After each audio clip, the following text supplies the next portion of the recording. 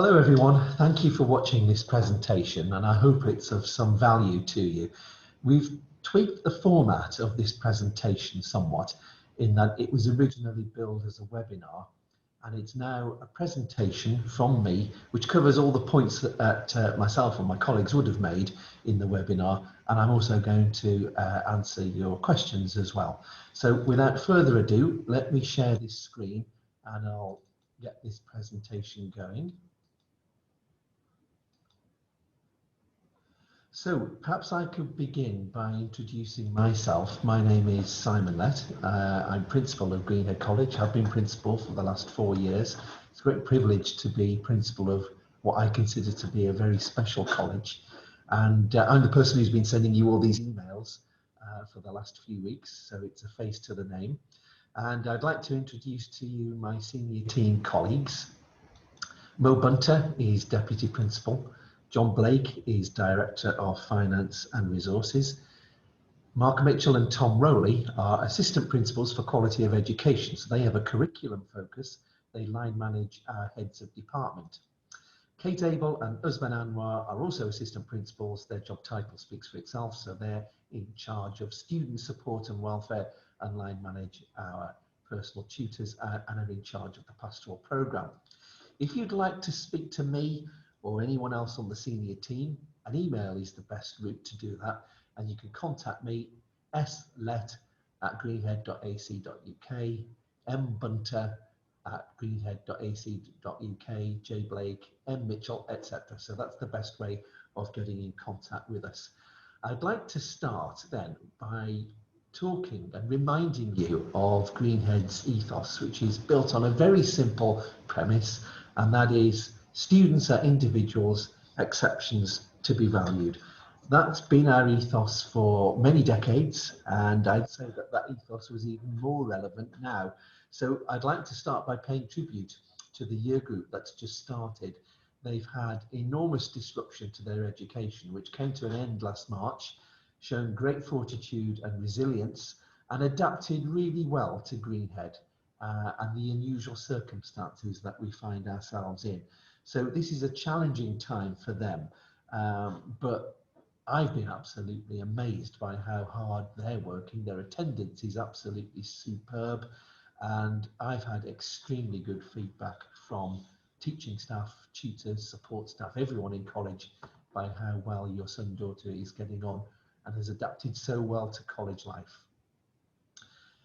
I'd like to begin then this presentation proper by talking about a student study programme. It consists of 3 or 4 A-level subjects. The majority of students that come to Greenhead do 3 A-levels. That constitutes a full-time programme.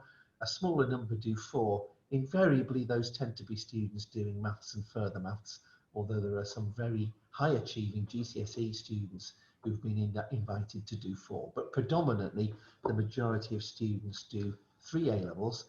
Everybody who comes through our doors has to do 3 further things that's wrapped around those subjects. That's tutorial. So your son or daughter will have been assigned a personal tutor and has started to develop a working relationship with that person. That's a key person that they will work with over the next 2 years. And I'll explain a bit more in this presentation about what the tutorial program comprises of and what the role of a personal tutor is. Then there's enrichment. That's our enriching extracurricular activities. As you'll probably be aware, the majority of those are going to start in term 2, although there are some enrichment activities taking place this term. That's the Duke of Edinburgh's award and some sport and some music ensembles. But they'll begin in earnest in January. PAWS stands for Project and Work Shadowing, and I'll talk to you a little bit more about what that constitutes a bit later on in the presentation. In terms of some further details of the study programme, I guess that for a large number of students, A-level subject choices are probably settled by now, but could I encourage your son or daughter to see their personal tutor for any course change queries? That begins shortly for students in the L to Z surname group. That's the week commencing 5th of October if they wish to make changes, and then 12th of October for the surnames A to K, with that being concluded by the 19th of October. So the process for that is talk to the personal tutor, and then the personal tutor will talk to the student about why they want to make the change, what course they want to move from and to, whether there are any spaces available, whether they meet the entry requirements, whether it fits in with the career plan for that particular student, and then they'll talk to the head of department, and then the process will work its way through that way. So that's going to start quite soon. A-level courses are a step up from GCSE, and they are more demanding, and they do require independence in learning and organisational skills. I think the key point there is that we don't expect students just simply to come to Greenhead and to get on with it and to have those skills. And we will work with young people to cultivate those skills, principally through the tutor programme. So there's plenty of support for developing those skills from the tutor and through other mechanisms in college as well, which I'll speak about in a moment. There's formal class teaching and independent study. That would be the norm, even if we were working in a non-COVID environment. But as you're aware, at this particular point in time, we have an A to K and an L to Z timetable split, with formal class teaching 1 week swapped over with independent study. And that independent study can take place in college, in the library, in the study area, in the study centre, or it could take place at home, of course, when that student is not due to be in college for the week in question. Some further information in terms of how we keep in touch with you. Well, as you'll be aware, you get updates from me, and those are at least weekly, and sometimes, well, you've certainly been getting them 2 or 3 a week since term started. So that's the main way that we'll communicate through with you as parents and carers. Emails from members of staff, phone calls from personal tutors, and from me directly or from the senior team. It'll be those updates which Sarah Whittle will send to you via email.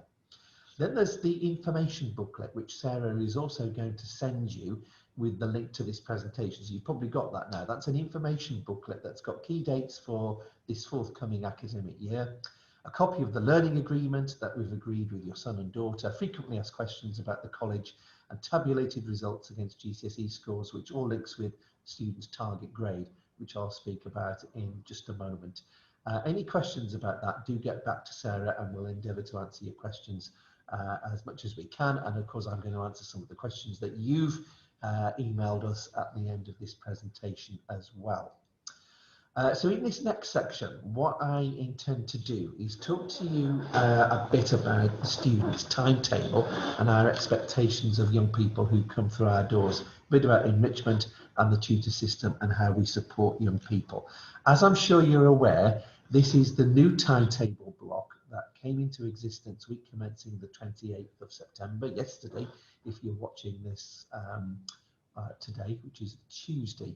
So this is a new thing for us. We've not had this timetable model before, and as I explained, we've developed the timetable for 2 reasons. First of all, through enrolment, we always suspected when we heard that students' GCSE grades were going to be derived from centre assessed grades, that we were likely to have more students than we had anticipated. And as I explained, we had about 100 more than planned, 1,300 students in the A1 cohort, which means we've had to develop a 7th timetable block, that's G block, to accommodate demand and the subjects where we had increased enrolments, which is predominantly STEM, computer science, physics, biology, chemistry.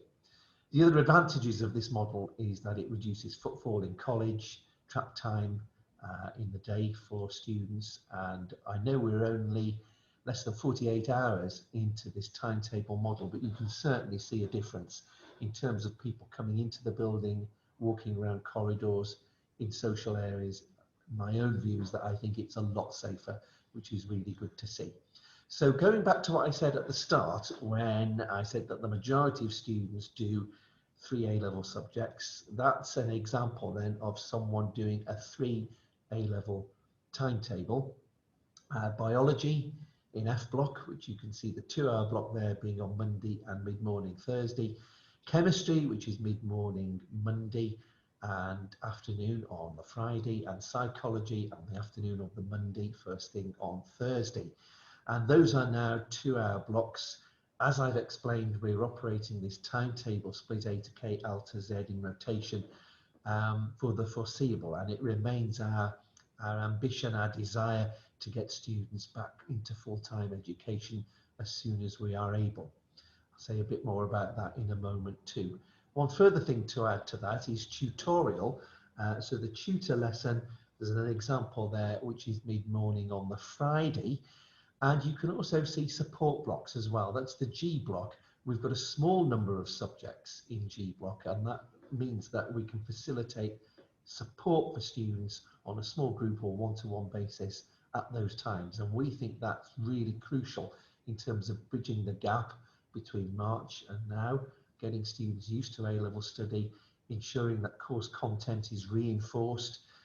So those students who are doing subjects in G block will have support on a Wednesday afternoon. And when enrichment starts in January, then that timetable model can be populated with enrichment sessions as well. So students have to do at least one activity. We encourage them to do as many as possible, really, wrapped around their A-levels, because they really do add value to a student's time here at Greenhead. So that's essentially what the academic timetable looks like, including tutorial, but not yet enrichment. In terms of attendance, we do see attendance as being critical in terms of making sure students can access key curriculum content. We would say that in any normal year. I think that's especially important now, given that we've got this alphabet split. But what I wanted to reinforce to you is that we do have to make allowances. So the number to report absence is that one there, 435687. You can talk to Jenny. Jenny Mumford-Lloyd is our attendance officer in order to leave a message or to talk to her directly in any case of permitted absence, whether that be COVID related or any other circumstance at all. And what you need to hear from me is that we are going to have flexibility in place in terms of COVID. We know how difficult it is for students to get to college in some circumstances. And if you know anything about Greenhead, you know that we take students from a very wide catchment area. It's well over 50 schools in total. Some students travel very long distances. I think that is better now that we've got that adapted timetable, which means there's less journey time for students to come to and from college. But we will certainly have flexibility in terms of COVID, particularly for the first period of the day, where I think especially at that particular point early in the morning, we have to show some flexibility. So that's not a problem at all. In terms of homework, you can, and I hope you have been seeing that your son, daughter has been set work. There's always something to do. There's plenty of work to be getting on with. That includes set tasks, homework tasks, which are set frequently. In addition to that, we would encourage your son and daughter to review and write up lesson notes, to read around the subject, perhaps to make summary notes and revise as well. Obviously, these are linear subjects, which means all the exams are at the end of the course 2 years' time. So we always encourage students to go over their notes and their content and to revise from that so that they're up to speed with the learning. As I said, always something for students to be getting on with. In terms of support for students, I'm listing here some sort of physical sources of support. So we have a library, we have a careers department. Anybody can request a careers appointment. You sign in for our library. That's a quiet space in which to work, plenty of resources there.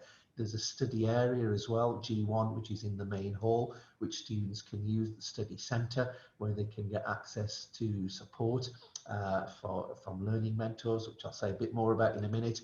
There's the additional learning support department as well. We also have a team of counsellors as well, where students can book appointments should they wish to speak to somebody confidentially about anything at all that's concerning them, whether that be an academic issue or a personal problem. And of course, the tutor is central to that as well, not to mention our teaching staff. We pride ourselves on the fact that we're a supportive environment. Enrichment, which starts in earnest in January, as I've said, is a very important part of a student study programme. We find that it really does add value and complements the academic programme. There's going to be a vast range of subjects or topics, themes to choose from. We ask students to do at least one activity a week. If they want to do more than that, wrapped around their A-levels, that's absolutely fine. As I said, that will start in earnest in January, although there are some activities starting earlier. Duke of Edinburgh Awards, some music ensembles and some sporting activities. Pause, that's project and work shadowing. The key message to hear from me here is that we're going to finalise the dates for that shortly. We're aware that although this nominally is a date in June for the placements and the projects, a lot of work has to take place in the autumn term to get all that ready for the week itself. As you're probably aware, given the COVID situation, some employers are understandably reticent or have concerns about working with us at the moment in terms of finalising placements. So what I'm going to do is finalise the dates and the precise programme for Pause with students and parents and carers as soon as possible. It'll be in a few weeks' time. What I can guarantee is that it will run. And students will certainly have an opportunity to participate in opportunities and activities that will be beneficial for their future career, as well as their own personal development, and it will prepare them for the next stage in their education and training, whether that be the world of work, apprenticeships, or higher education. So the calendar, I think you've got access to the calendar in the information booklet that Sarah has sent you with the link to this presentation. There may be some tweaks to the calendar we have to make as the year continues, and certainly we need to keep a really close eye on the situation locally and nationally with regard to COVID. As I've said, it is our ambition to get students back full-time as soon as we are able. Progress assessments take place a little bit later on in the year. They're not mock exams as such. But they take place in late April, 19th to the 22nd. It's time off timetable. It gives us an opportunity to gauge how a student is doing in a more formal basis in each subject. So dates for those, I believe, are in the calendar as well. We ask that you don't take holidays in term time, please, because we do need to maximise curriculum time in lessons or with independent home tasks as much as possible, and I'll finalise the dates in the calendar for Pause Week as soon as possible. So to move on now to the role of the personal tutor. The pastoral programme that we have at Greenhead is absolutely essential. I'm often asked, how do we achieve high standards? How do we achieve high grades? And I think it's a combination of four things. It's the classroom environment, the teaching that students get, the support from teachers, it's the enrichment, there's the careers advice and support, but the role of the personal tutor is absolutely vital. It's key. It's the essential cog that makes everything work. We have about 30 personal tutors. They're fully qualified teachers. Some of our tutors do full-time tutoring. Some of them, in fact, most of them do teaching in lots of different subject areas. And have a number of tutor groups on top of that as well. So the role of the personal tutor is to cultivate personal and social development, so it's got a pastoral dimension to the role, but also to promote academic achievement too. So the personal tutor's role is connected with both curriculum and pastoral. This is somebody who will work with a young person, particularly at this point in the year, to cultivate with them skills to do with organisation, time management, independence in learning, so that they can make a good start and keep the momentum going with their A-level studies. But this person is there for emotional support and pastoral advice and guidance as well. So a very important person, and this person will develop a really key working relationship with each tutee in their care over the next 2 years. As the course continues, as parents and carers, this is your key contact person. Should you have any particular concerns with your son or daughter, this is someone who will provide careers advice and guidance, write that all-important reference for higher education or job application or apprenticeship application, and prepare students for the next steps after Greenhead College. So essentially, this is someone who is continuously building self-esteem and self-confidence in every student. One of the things that we do is our student progress monitoring system. To start off with, we develop a target grade for each individual student. Those are based on their GCSE grades. they're essentially aspirational grades. And I'd go as far as to say that most students not only meet but exceed their target grade. It's calculated from their average GCSE point score. This is the way the points are awarded. So you can see there for a GCSE grade 6, that has an equivalent points value of 6.33. And then we use an organisation called ALPS, which stands for A-Level Performance System. And it was actually Greenhead College that invented the ALPS system. It's essentially value added that calculates the distance travelled from GCSE achievement to eventual A-level attainment. It's based on the performance of thousands of students in well over 2,500 schools and colleges in the UK. And depending on what GCSE score they have and the band that they fall into, they're derived a target grade that you can see in the right of that column there. As I said, those aren't predicted grades. We're not saying that if a student has a target grade of B, that is their prediction for the course, because as I said a moment ago, most students, in fact the overwhelming majority, actually exceed their target grade, but it gives us something to go on in terms of what their prior attainment at GCSE is telling us. In addition to that, there's formal monitoring twice a year, where an interview takes place to discuss current progress. That takes place between the student and each teacher, and then each teacher arrives at a monitoring grade. So they may be saying, at this particular point in time, we're monitoring you as being at a grade A or a grade B or a grade C. Again, that's not a sort of prediction in a sense in terms of how they're going to perform in the exam.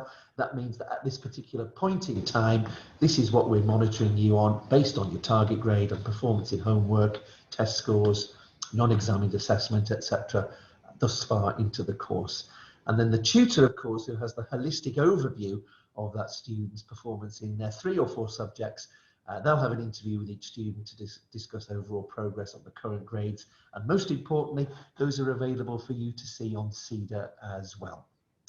And in terms of access to CEDA, so students can have access to the register, the timetable, all the reports are on CEDA, and you have access to that as well. We'll email you out instructions in the next few weeks so that you can see your son or daughter's timetable, registers, and current grades. In terms of the tutor program itself, it's a varied program. That's a flavour of some of the things that we cover. So you can see there that there are curriculum flavoured topics like exam preparation, time management, study skills, to more pastoral related themes to do with British values, for example, democracy, mutual respect, to gearing students up to think about future progression, finance, and well-being and resilience. So these people who are delivering the program are experts in their field. They know what they're doing, they know how to support students, and they have the overview of each student's progress and potential from their 3 A levels. In terms of student well-being, we see this as a very important priority for us. There are 6 trained safeguarding members of staff who can support students during their studies. The names of those people are in each student's student planner, and the names are also shown in photographs and contact details in every single classroom in the college. But it's worth me saying as well that personal tutors are also trained to deal with a wide range of pastoral issues, including safeguarding and also in mental health. They've had mental health training and awareness too. So well-being and support is something we take very seriously at Greenhead, and we see this as being really essential in ensuring that your son or daughter remains happy and can progress during their 2-year stay with us. If any additional support is required from an external source, that can certainly be arranged. In terms of extra support to help student wellbeing that we put on here in college, I'm just giving you a brief flavour of some of the activities that we have available. So resilience workshops, meditation workshops, creative resilience support sessions and workshops. So plenty of things going on in college to make sure that your son or daughter feels supported every step of the way. Just going back to reinforce some key points then. So if I could reinforce this message, and I've reinforced this myself with students in an assembly I've just done with them, is that we see it really important as students having fitness for study. That is to say, being here, being on time wherever possible, and obviously just to reinforce that point, we'll make allowances for travel if that poses a problem, ensuring that they've got materials and equipment with them. And we do ask students to keep an eye on their part-time job should they have one, and we recommend that it's no more than 8 hours part-time work per week. And we also recommend that 5 hours per subject per week is devoted to homework and independent tasks. So even in the week when they're in college doing classwork, there should be things to get on with at home, not necessarily at home, here in college as well, in study periods, in the library, in the study area or the study centre. And then currently, when students aren't in college, they can use the equivalent lesson time to be doing tasks and activities that have been set for them by their teachers or their tutor. So a good strategy for success, and again, this is something I've shared with students as well, and as parents and carers, it would be great if you could share this and reinforce this with your loved ones as well.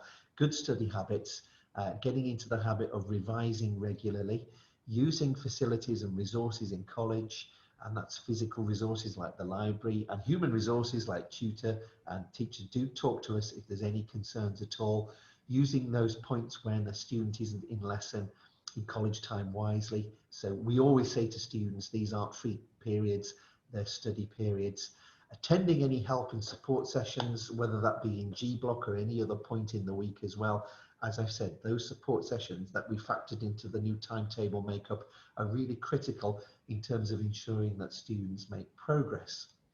And listening to teachers and the personal tutor, acting on any advice given. So we see this as a sort of three-way relationship going forward, a relationship between ourselves, the student, and yourself as well as parents and carers.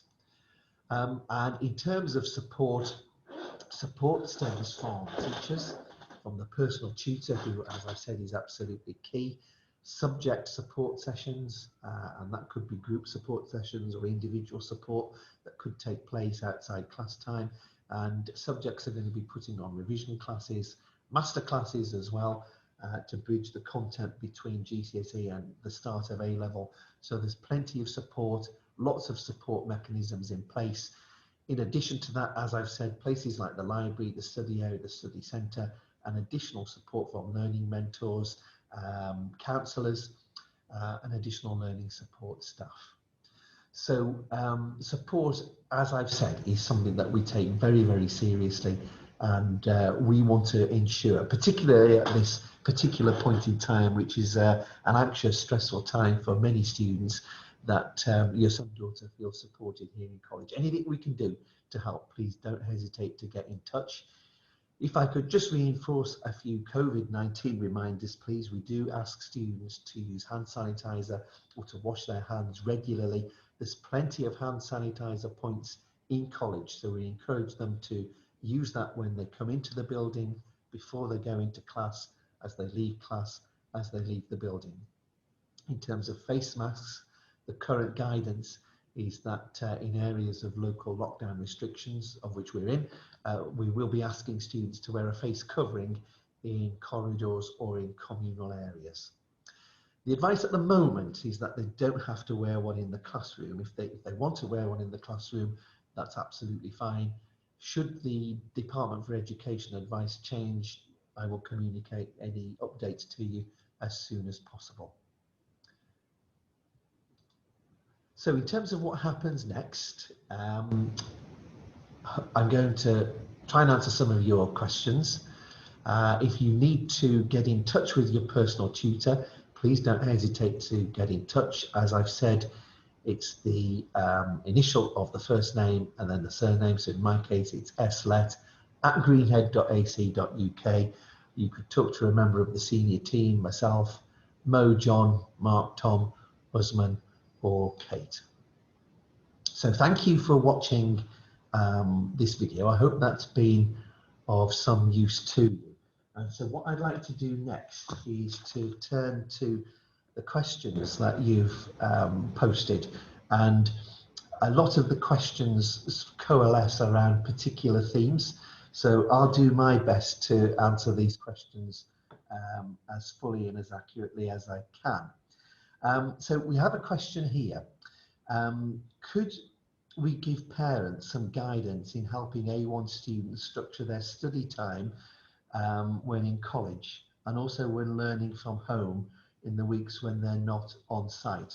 So we've recently done a session for A1 students about study skills and study time.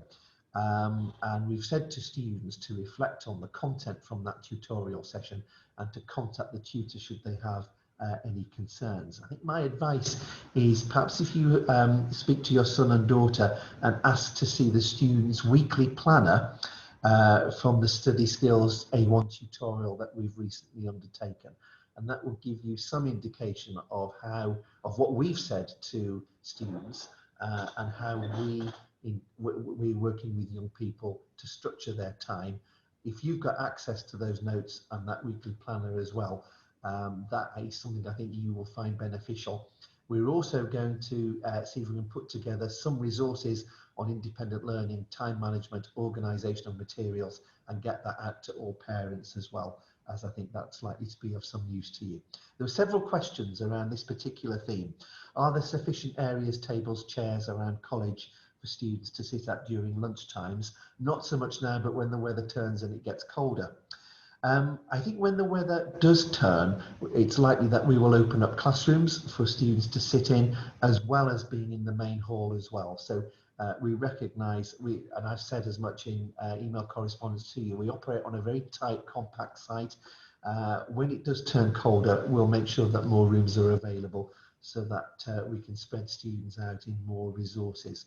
There was a similar question about provision made for students to social distance when the weather's poor. So again, we'll make resources and space available for young people when that happens later in the autumn. What happens if a student is late because they were unable to get to their bus because it was full? I've had a number of emails about this, and I recognise that this is a common problem. I've been in contact with First Group and Tiger and Arriva to make them aware of concerns that you've expressed to me, and they are looking at that. I do think, however, with the new timetable structure, that will alleviate those problems somewhat. Having said that, we will make allowances, as I said in the presentation. If a student finds themselves late for the first lesson, or any lesson, the first lesson of the day, don't worry. We understand that at this point in time, getting to lessons in time is going to be difficult for some young people, particularly young people who live some distance away from Greenhead, and we have to make some allowances for that. I'm a parent of a new A1 student, concerned about covering curriculum topics in a timely manner in the new timetable structure.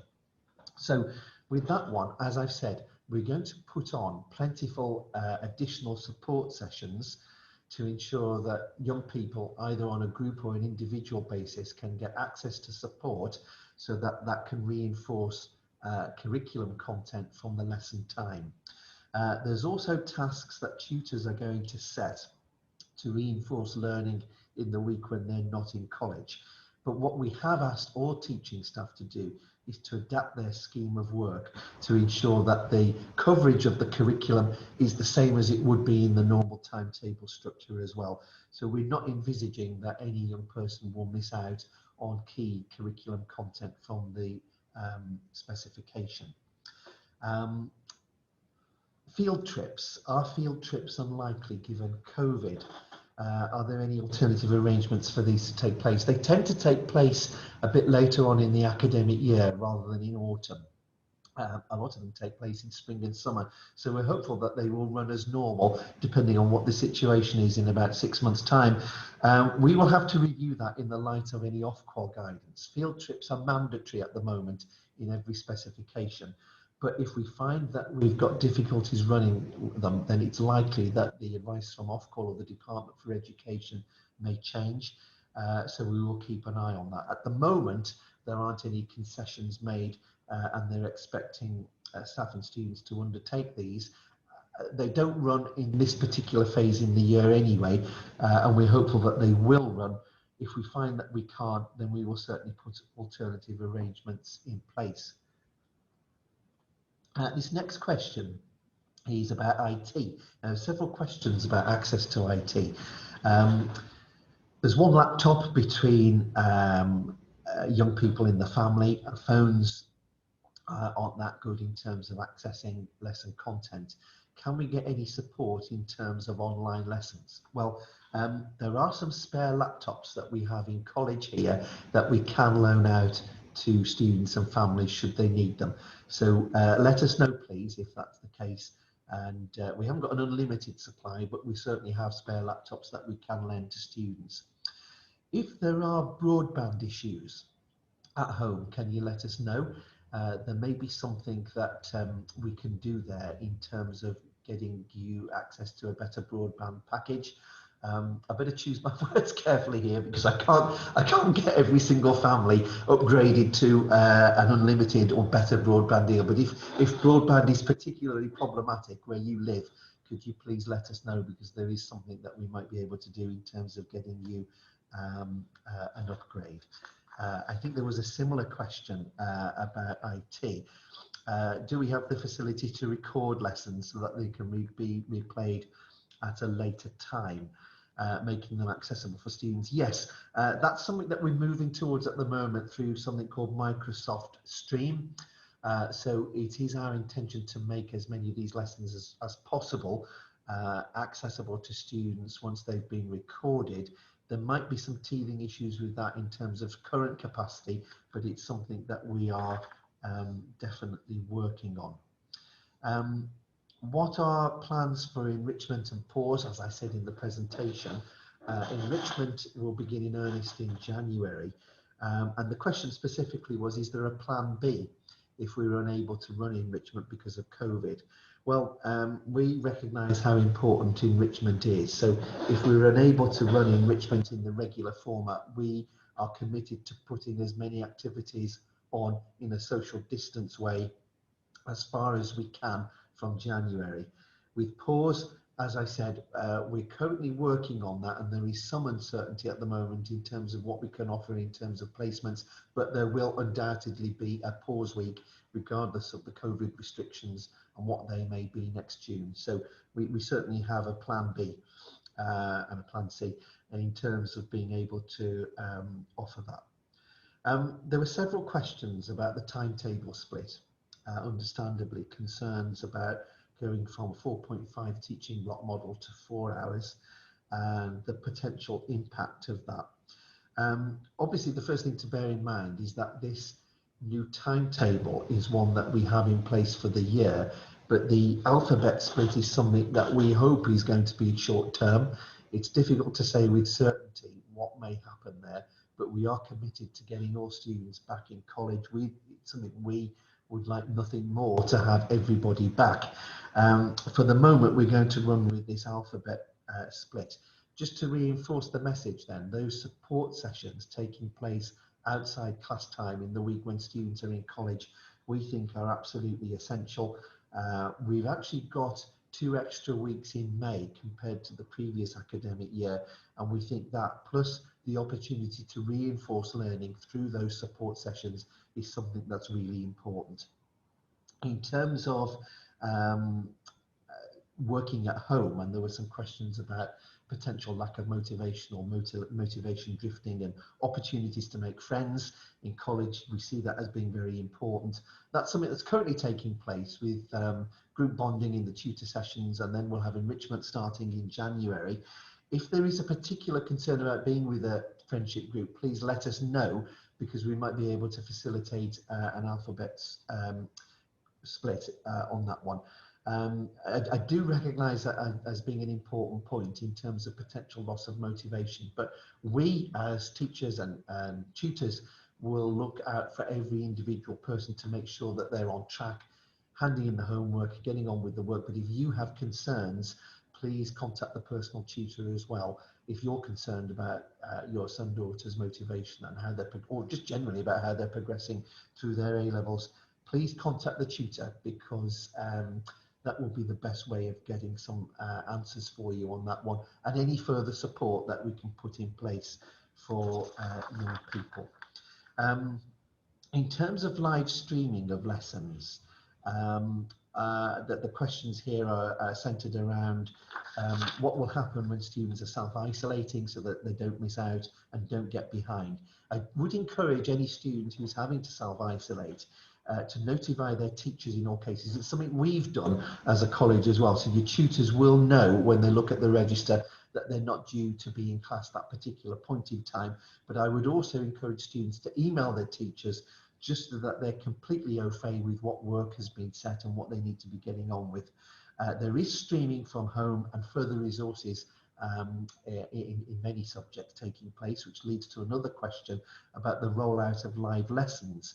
And many parents saying that this is very much being seen as a good option to ensuring that students can keep up to speed with content when they're not in class. That's what we're working towards at the moment.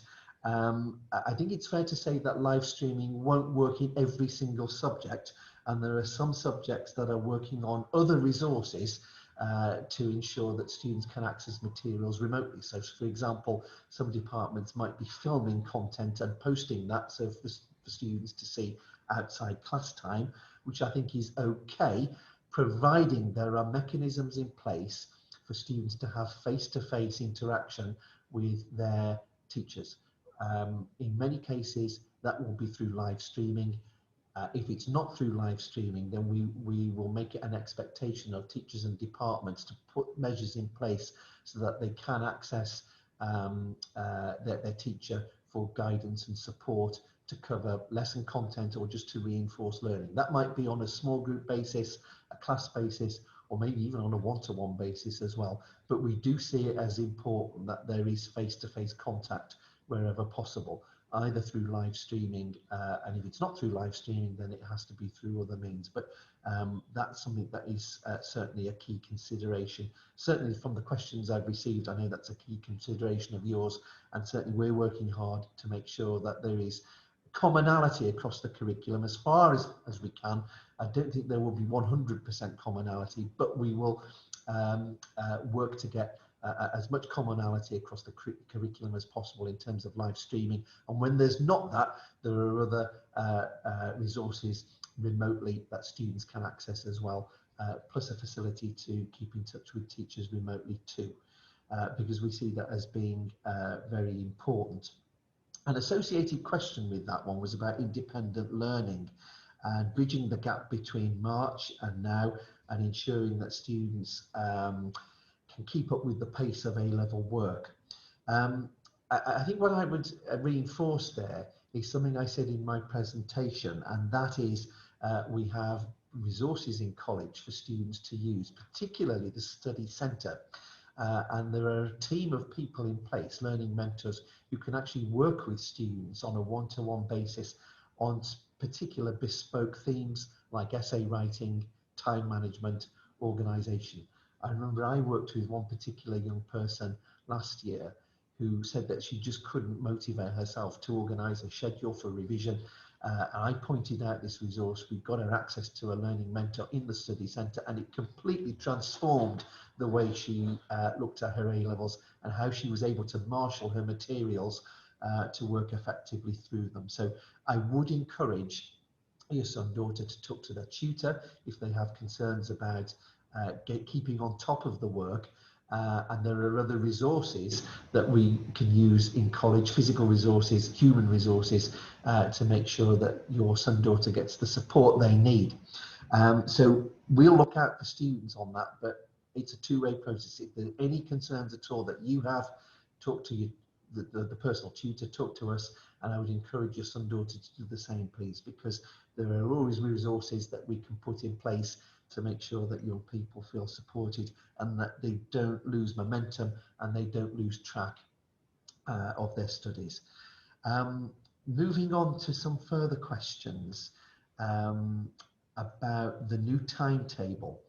And there were one or two questions about this one where, as I said, the new timetable is meant to facilitate less footfall in college, less trap time. Inevitably, with so many students, it's not going to work out 100% well for everybody, and there are some students who are finding that they actually have one lesson or a tutor lesson in the middle of the day, and that's the only thing that they have, which I, you know, I can fully understand, particularly if you're traveling for a big distance to get to college for one lesson. In terms of tutorial, there are not formal lessons every single week. There are some points in the week where the tutor will do one-to-one appointments with each of their tutees, and they'll work through those on a rolling basis. So some weeks students may be asked and told in advance, you don't need to attend this particular lesson. A more radical solution is if this presents itself as a problem, and I've already done this for one particular student, is that we've actually looked at putting them with another tutor group and another tutor in a different point in the week, which frees them up entirely for that particular day. That's something I'm perfectly happy to look at, but I can't guarantee I can make that work all the time. Many of our tutor groups are already full and have quite a number of students in them. So, but I do recognise if we can be flexible and move a young person to another tutor group to free them up and prevent having just one lesson in the day, that's something I'm more than happy to look at. In terms of exams, are there going to be any exams at the end of the first year? No, there aren't any formal exams. It is a 2-year linear A-level course, so the formal exams are at the end of the 2-year course. As I said, we have progress assessments towards the end of the first year, not right at the end. That's deliberate. We've deliberately not called them mock exams, and that's not just semantics. They're progress assessments because they're an opportunity for us and the students and you as parents to gauge how well students are doing, whereby we take them off timetable, we give them a progress assessment in some form of controlled assessment manner, but it's not as stressful or strenuous as a full mock exam, which is something that we do later on in the second year. So the progress assessment is an opportunity to start to get used to the sort of assessment in exam type conditions, and we want to do that in sort of ease the student into that, and there'll be plenty of opportunities as the course continues, particularly into the second year, in terms of getting students used to assessment in exam type conditions. But there are no formal exams at the end of the first year. How are predicted grades calculated? These are for UCAS. Well, what we do is we look back and we look forward. So we look at the student's past academic record, and that's the record of homework, progress assessment grades, test scores, coursework over the first year. And we also look at their potential for what the grade might be for the future. We look at what course they're intending to apply for, the career path, what universities they're applying to. We look at their target grade as well, which I said in my presentation is derived from their GCSE score. It's holistic, and it's both teachers and the tutor that play an important part in that process. That's how we derive them. I think that covers all the questions. I'm just looking actually to see whether there were any other ones, any ones that I've missed. If there's a question that you want answering that I haven't addressed here, please just let me know, and I'm more than happy to answer it or point you in the right direction of who you can talk to. As I said, this is a 3-way process, and we find that students' progress and potential in their A-levels works best when it's a genuine 3-way partnership between you as parents and carers, us as college, and the student. And working together, the 3 of us, I think we can ensure students achieve their potential, go on to achieve marvellous things, and progress successfully to the next stage in their education and training at the end of the 2 years. I am sorry that I can't actually deliver this presentation and answer your questions directly. Normally at this point in the year, this is a live event in college. As I'm sure you can appreciate, it's not sensible to do this just at the present time, but to reinforce this point, we're here for students, we're here for you every step of the way to address your questions, to ensure that you and students are supported in their A-level studies. And just to close, to reinforce this point I said right at the beginning, The new first years are just terrific. They're absolutely wonderful. I've got absolutely no doubt that they're going to go on to achieve marvellous things in their A-levels and be one of our most successful groups. We've been hugely impressed with their resilience and fortitude in the way they're coping with this hideous, challenging situation locally and nationally. And they're going to be okay. I think they're going to be a really good group. So we wish them all the best. Thank you for listening. I hope this has been of some value to you, and let's stay in touch and continue talking to each other, and hopefully at some point soon we can meet in person. Thank you very much for listening to this presentation.